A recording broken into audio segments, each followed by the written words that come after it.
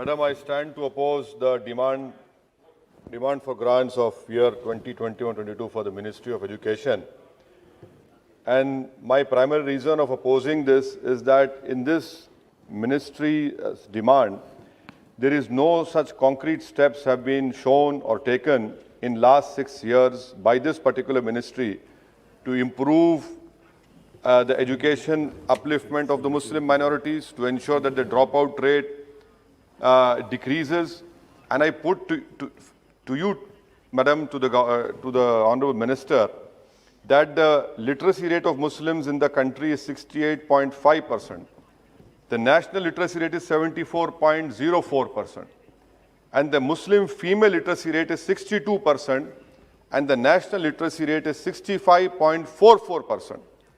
Now, Madam, if the Honorable Minister's Ministry survey of 2018-19 says, 16-17 says that the Muslim enrollment as percentage in the education, in the primary and higher education is only 13.14%.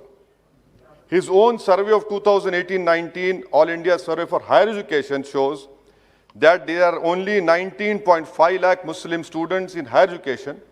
Out of that, 9.93 lakh are boys, 9.65 lakhs are girls. That is only 5.23% of the total enrollment in higher education. The Prime Minister talked about, I will give Muslims in one hand Quran, one hand computer. His own ministry's survey, Madam, of 2018-19, the percentage of computers in Muslim household is only 16%, second lowest. Internet in household, Muslims only 32%, again second lowest.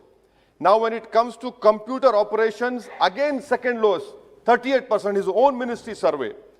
Thirdly, Madam, may I also point out through you to the government that his own, the Kundu Committee report has been given to the government. The Kundu Committee report from page 74 to page 97 lays down all the ills which the Muslims are facing. And the reason for the highest dropout rate, they say, is they have listed out 8 factors. Biggest is financial constraint. I had demanded removal of Hajj subsidy. That 600 crores should have been given for Muslim girls' education. No mention. What does the Kundu Committee report say, Madam? At the age of 7 years, there is 100% attendance is observed among all minorities, amongst Hindu OBCs and other upper caste. But for Muslims, it is 90% and 94% for SC and ST. Dropout rate again, Madam, the dropout rate for Muslims starts at the age of 10 years. Same for SC and ST. For other communities, whether Hindu OBCs, upper caste, it starts from 11 years. This in itself shows that you have not done anything for the education upliftment of Muslims. Madam, third point which I want to bring to the government notice through you is that the Aligarh Muslim University campus, the Honorable Member from Kerala has raised it. Kishanganj in Bihar is the most backward area of our country, Simanchal. Madam, do you know that in this B.Ed degree course, there is no affiliation given by National Council for Teacher Education? May I request the Honorable Minister, sir, at least give affiliation for that B.Ed courses from National Council for Teacher Education? Why haven't you opened more number of courses? Please, I demand from the government, allocate 500 crores in this Kishanganj AMU campus and start new courses, because that area of Simanchal deserves these education institutes. Madam, my fourth point which I want to bring to notice of the government is that Institute of Eminence. Why have you left out Jamia Millia University?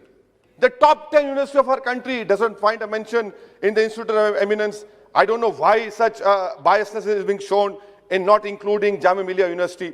Madam, my fifth point about national education policy, I strongly condemn this approach of this government of promoting homogeneity in the country through national education policy. The beauty of our country is heterogeneous. You are doing that, and then your NEP does not talk about upliftment of Urdu. It does not talk about how you will control the dropout rate of Muslims.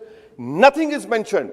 And Madam, may I also bring to notice of you is that this whole total education budget is, out of that 44,000 comes from education cess. 4,800 crores come from National Investment Fund. So basically the fate of allocation It depends on cess education and disinvestment proceeds. If tomorrow disinvestment proceeds or the cess education comes down, you will be the sufferer. It is, you have mentioned in your documents. Madam, my sixth point, which I want to bring to the notice of the government is this not a fact? That the total union budget spending on education as percentage of union budget, in 2015 it was 3.8. Look at your approach to the education sector, it has come down to 2.7%. This shows that you're not at all serious, because your data says there is a drop of union budget spending on education as percentage of budget. Madam, my fifth point I want to know from the Honorable Minister, sir, National Institute of Open Schools, under Indian Knowledge and Heritage, you have included Ramayana and Gita, I have no issues. But why have you not included Quran, Bible and Guru Granth Sahib? And madam, you are an eminent lawyer. You know law much better than me also. Article 28, madam, by including teaching of Ramayana and Gita in National Institute Open School, is it a violation of Article 28? A complete violation of Article 28. And what has stopped you from including Quran and Bible and Guru Granth Sahib? That is why I say that you do not believe in the diversity of this country. For everything, you want to bring in your Hindu ideology in education. That is why, madam, I stand to oppose. My demand is make scholarship for minorities demand-driven. Make it demand-driven. Every year, madam, 1 crore Muslim boys and girls are being denied scholarship. Why? Because you have fixed a number. You proudly claim this number has been given, but 1 crore are denied. This is the fate of the Muslim education in primary education, higher education. I hope that the government would wake up from their slumber and do something constructive for the education upliftment of Muslim minorities. Thank you, madam.